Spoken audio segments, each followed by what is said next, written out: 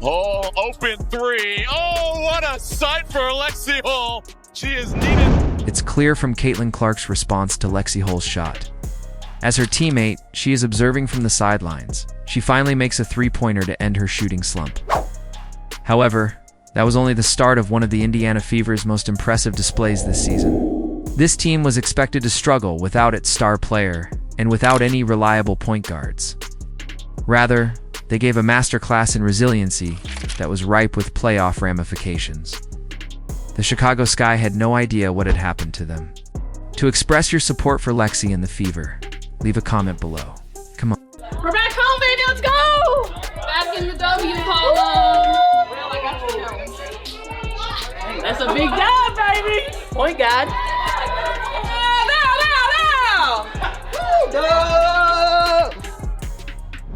Imagine the Fever's worst dread materializing.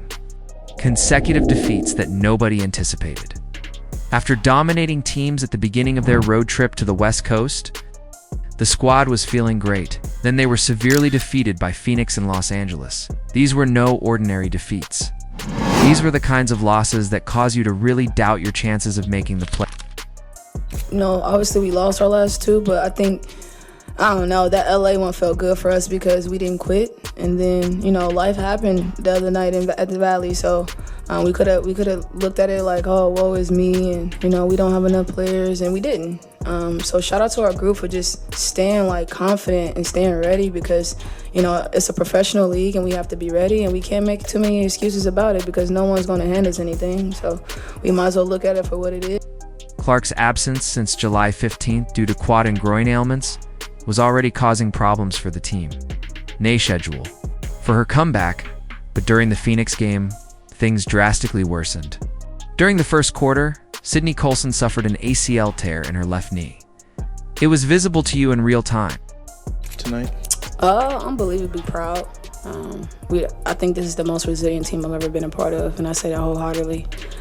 We've had a lot of mishap happen throughout the course of the season. I think throughout the course of it all, we stay resilient, and you guys get to see us at our best when we stay together and be resilient. So shout out to my girls tonight because I think it took everybody. Everyone played a piece, played a role. Suddenly, her season was finished, but this is where everything started to go horribly wrong. Ari McDonald suffered a right foot fracture during the fourth quarter of the same match. The same game, 2 point guards. Injuries that terminate the season for both of them. The point guard spot on the roster was totally vacant. Let's discuss the true implications of this.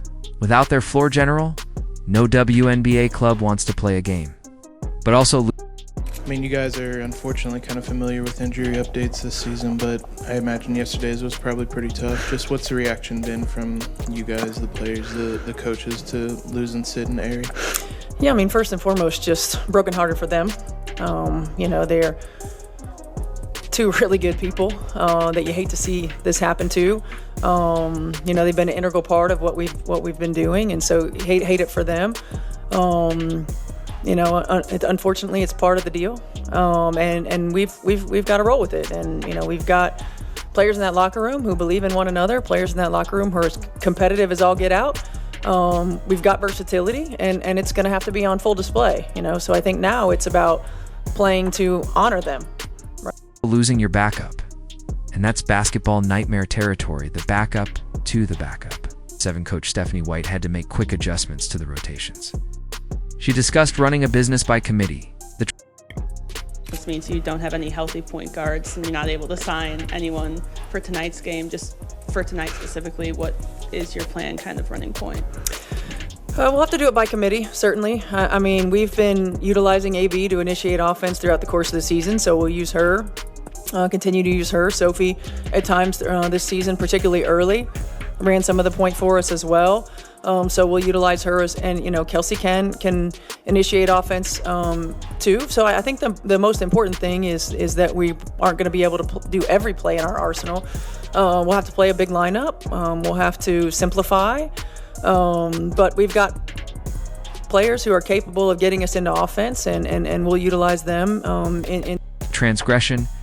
Coaches say that because we don't know what we're doing, began to wonder if this squad could survive actual hardship. Even transactions could not be made by the front office because it was past the deadline. They had to make do with what they had. The Chicago Sky most likely believed they were catching Indiana at the ideal moment. Desperate, wounded, and lacking their biggest star. All of the Sky's games this season have ended in defeat to the Fever. This appeared to be their opportunity to finally get revenge. Here is something the Sky was unaware of about this Fever squad, though. Throughout the season, they have been creating something unique. There would be no more collapse stories. Williams gonna have to hurry off the dribble, rolls out. Hall, open three. Oh, what a sight for Lexie Hall. She has needed that one to drop. Lexie Hall catching fire. Now Chicago just needs to get it a little bit more settled here in the half court. Nurse loses it. Mitchell 2-on-1. It's a foot race. Mitchell to Cunningham. Cunningham right there for This was going to be a masterclass in pure grit and team basketball. Everything was set up for an unexpected person to take charge and make a huge difference. Lexie Hall had been mired in her own thoughts. As one shot after another clattered off the rim, her confidence fell apart. This was more than a few poor games. Hall was experiencing the most severe shooting slump of her career. In the 2 weeks prior to What was kind of the last month like? How do you stay out of your head or listen to the right people? What is that balance like? As you know what you need to do. Take us kind of what's that like? Yeah, I mean, I think for me, it's focusing on doing the right thing, taking the right shots, being in the right place, focusing less on the outcome of things. Missed shots happen. It's going to happen in everyone's career. And to just really focus on getting the next good one. I think that's the whole mindset, and we know we have confidence in every single person on every shot that they take. So, this Chicago game, she had a 2-14-5 shooting record. Since August 1st against Dallas, her mother had not witnessed her daughter make excruciating shooting difficulties. The open looks she usually drains with were absent comfort. She used to take shots without second thought, but now you could see that she was hesitant. Doubt was replacing her natural shooting stroke. The pressure increased with each missed three-pointer. She was establishing a mental prison where instincts were subdued by overthinking. Then, Lexie. How did it feel to finally get out of that rut, particularly on a night when you needed solid air? Yes, it does feel good. Seeing the ball cross the net is satisfying.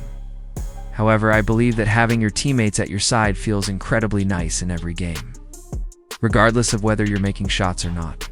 And I do feel that every single day. It's enjoyable too. Being able to commemorate some of those today was great. The Phoenix game demonstrated the severity of the situation. Hall had perhaps her poorest offensive performance of the season, going 1 for 11 from the field and 0 for 8 from three-point range for a total of 2 points. Following that game, her teammate Kelsey Mitchell had a heartfelt conversation with Hall. She assured Hall that she could rely on her to contribute to the table each evening. Open three, eh? Oh, Lexie Hall. What a sight. She needed to drop that. 1. Hall takes a seat. Caitlin Clark grinned broadly. The moment that turned everything against Chicago then arrived. Caitlin Clark watched from the bench as Hall made her first three-point try. With that familiar turn, the ball slipped out of her grasp. Swishing through the net, it arched through the air. From the sidelines, Clark leaped with sheer delight. As if she had just made the shot herself, you could see her celebrating. Once more, Sydney Colson will miss the entire season due to an ACL tear. The foul and the bucket are held by Lexie. She has recently faced a great lot of scoring hardship. Yes, excellent baseline performance. She exits the curl one. It's Carroll. I'll tell you what, regardless of the roster, this Fever team will be extremely dangerous. We'll see. A hole, he is currently checking her nape home mistake. The dam broke with that one shot, as Hull began looking. For her next shooting opportunity, her confidence returned in spades. She made 4 of her 6 three-point attempts. However, the true tale is not reflected in the statistics narrative in real time. We witnessed a player rediscover who she was. Once more, Hall was moving without the ball. She was playing freely and making the appropriate readings. That last three-pointer seemed like the ideal way to cap up the evening, Lexie, just to emphasize it that way. I would appreciate it if you could tell me about the celebration and how much of a relief it was for you. The fact that the crowd was behind us today is, entertaining. It's enjoyable to leave the gym feeling accomplished and, well, I was trying to channel my inner Kelsey Mitchell when I noticed the time was running down. Pull's plus 22 rating demonstrated that her influence extended well beyond her ability to score. A season-high 17 points demonstrated that sometimes a single shot may make all the difference. Every make was applauded by her teammates. Leah Boston used both hands to throw up the three-point symbol. Hull was hugged by Sophie Cunningham. Chicago was unaware that they were going to see a total team breakdown. It's crazy that as the song starts, it seems to be there all at once, as if you have to believe it. Additionally, I feel Lexie is aware of our faith in her. I believe that during our final game in Phoenix, we were all a little emotional about things. No one shot well, and I want Lexie to know that we will rely on her for what she brings to the table each night. So I believe we had an emotional moment together. Additionally, I will always support my teammate. Thus, you won't ever need to be concerned about it. Throughout her WNBA career, Kelsey Mitchell has never been required to lead a whole offense, but in times of need, drastic measures are necessary. Mitchell established herself as an unadulterated scorer. Throughout her career, she averaged career highs in points, but little assists. Putting the ball in the hoop was this player's life. It's clear that you had to play out of position tonight, Kelsey. Sort of addressing that point. You had 8 assists, which is a season high. How did you feel about attempting to embrace that for this game and sort of why haven't played point guard guy? That was strange since I was telling the girls that I hadn't played point guard since maybe college. I don't know, but I believe it makes me feel more vulnerable. The leadership is something I need to continue developing and improving at. Being in this PPG role, in my opinion, somewhat aids in that.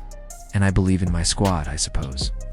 So the only reason I'm helping is because of these girls. When it comes to seeing and reading each other, we have an incredible chemistry. Thus, I believe they enhanced my appearance tonight. You have to give up your own shot attempts to set up teammates when you play point guard. That contradicts every instinct Mitchell has cultivated throughout his 7 league seasons. Mitchell had occasionally started the offense with Aaliyah Boston and Sophie Cunningham during the season, according to coach Stephanie White, but managing the team full-time was an entirely different ballgame. Furthermore, I believe Kelsey isn't giving herself enough credit. She and Sophie put themselves ahead of the team, making sure they're making sacrifices, playing out of position, and doing things they don't usually do, which may be uncomfortable, but I think they both did a fantastic job of making sacrifices in those situations and carrying out the team's duties. The initial items of my girl, Sexy Lexie, demonstrated the period of transition. In real time, Mitchell had to fully rewire her brain for basketball. She was battling her innate scoring tendencies, as you could see. She was accustomed to seeking out her own opportunity first. She now needed to look around the floor to see what would be best for her colleagues. Leaving the screen in an attempt to establish some distance before dumping it up to Boston, it seeps in. Then, however, something became clear. Mitchell began to perceive the floor in a new way, as a shooting guard. She was identifying passing lanes that she had never seen before. She started threading her way through narrow windows as her court vision expanded. She was surprising her teammates by making passes that made baskets easier for them. Here in the half court, we have made our home. The nurse loses it. Mitchell is a 2-1-1 player. The race is on foot. Cunningham to Mitchell. 4. 2 more. Cunningham is right there. The change was striking. Mitchell was doing more than simply running the offense. She was acting as though she were an experienced floor general. White had stated that they would need to use a larger lineup and simplify their plays. Mitchell, however, was making it appear far from straightforward. This time Cunningham gave it some thinking. It is placed on the deck. A divergence. The bodies were flying to the ground. Mitchell is in charge. There are 8 to shoot. Mitchell paused while painting. Off the window was the floater. And this is Kelsey. Mitchell is losing ground. In the floater, do a small sidestep, turning. Pure wetting. A difficult shot, strongly defended. Mitchell is attempting to harm Allen. Take a step back. Mitchell buried it. The dual threat abilities of Mitchell was too strong for Chicago's defense to handle. They couldn't agree on whether to prevent her death or her shot. She always did the opposite of what they had agreed to. She scored win. They played her for the pass. She located the available teammate when they concentrated on her score. Van Lith is on the island currently. Mitchell is attempting to establish some distance. Well, the spook and the Hesse are out the window. Mitchell Kelsey. Remove the hand garter from the bounce. The kiss off the clap, the floater, and the SE. Brave the baseline. Go back to the top. Back to work. 3 steps back for the West Belt. It rolls in, and the zoo is quite long. Mitchell finished with a season-high number of assists this time. This demonstrated that excellent players, regardless of their position, always find a way to influence victory. Over the course of one evening, she had totally changed her approach. The way her teammates looked was better than it had been in weeks. On the opposite side of the court, however, the real fireworks were only beginning. Imagine this squad when the playoffs start. They have experience being resilient. Their character was put to the test in their nasty games. Additionally, Clark will return to the starting lineup, prepared to rule. The Fever have established something more substantial than relying solely on one man to shoulder the load. As evidenced by this victory without their top player, the Fever are creating the kind of connection that wins championships, whereas other teams depend on individual skill. Bringing in good people who want to support one another is crucial. According to Coach Stephanie White, at times like this, that team-first mentality is evident. Hull's teammates continued spotting her when she was having trouble with her shot. Everyone changed roles when Mitchell had to play out of position. It goes without saying that Kelsey had to play out of position tonight. She recorded 8 assists, which was a season high. How exactly did you think she had to achieve it with? Her embrace? Accept the necessity of doing what the team required tonight. Yes, that's exactly who she is. She only wants to play.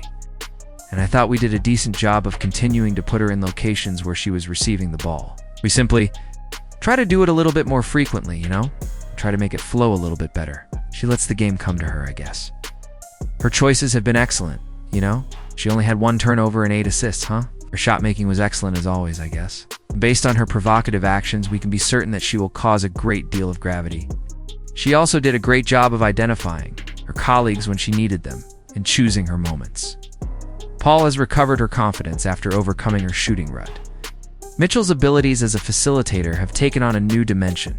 Boston's constant presence keeps securing everything in the paint. These are not merely personal enhancements. This supporting ensemble is more than just role players and revolves around Clark. When necessary, they can take over games because they are real weapons. She is the harshest critic of herself. She is a perfectionist, I guess. She wants everything to go perfectly all the time, you know? Additionally, it was gratifying to watch her play with such assurance and to see the ball pass through the net. We really think that every time she fires it, it will go in, you know? It's significant for us, though, that she is finally able to feel and see that and perform with such confidence. We need her, I guess. We're a different team when she makes shots, but she always does the little things that don't appear on the stat sheet. When the playoffs roll around, every victory like this strengthens the mental toughness that distinguishes good teams from great teams. Sydney. Coulson and Arie McDonald's injuries presented the Fever with hardship. After consecutive defeats to Phoenix and Los Angeles, they might have given up. Rather, they discovered strategies for adapting and overcoming. That is the real-time formation of championship DNA. The team's success has mostly been attributed to their ability to lift one another and distribute the ball. White discussed the team's interdependence and readiness to help one another. It's evident in the way they honor Hall's made shots. It is evident in the way Mitchell assumed a new responsibility without hesitation. It is seen in the way Boston maintains defensive coherence. Yes, this gang makes me proud. They've demonstrated their resilience throughout the season. believe they are related, they do pull for one another, you know. Well, they seem to like each other. They honor each other, I guess. Additionally, such material alone can score 10 to 12 points per game. Additionally, you can see how selfless this group is by the way they distribute the ball. Simply put, I'm incredibly proud of them. Even if the season hasn't been perfect, they have demonstrated their personalities. They've held up well. I am really proud of this group right now because they have persevered in overcoming hardship and continuing to support one another. Making the playoffs is no longer the only goal. For the 2025 campaign, once they arrive, they should make a big noise. Beyond simply having excellent players, this Fever team is creating something long-lasting. They're fostering a culture in which each member is aware of their responsibilities and is prepared to make sacrifices for the group. They had to finish what they started against Chicago first, though. The danger this team has become was about to be revealed to the sky. It simply speaks to who we are as people, in my opinion. As you might imagine, that was one of the things we prioritized throughout the off-season about who we hire for this company. First and foremost, there are good people, selfless people, who want to support one another and who recognize that we are here for a cause. And occasionally, it makes it difficult to get people on the floor. But in these kinds of circumstances, that's why you have it. I'm just saying that I think she's right. It's a professional coach, and, this is one of the most cohesive groups I've ever seen. What began as a basketball game swiftly evolved into a spectacle that made everyone realize why the Fever are headed to the playoffs. The ultimate score was between 70 and 92. That is a 22-point thumping of a squad in dire need of victory.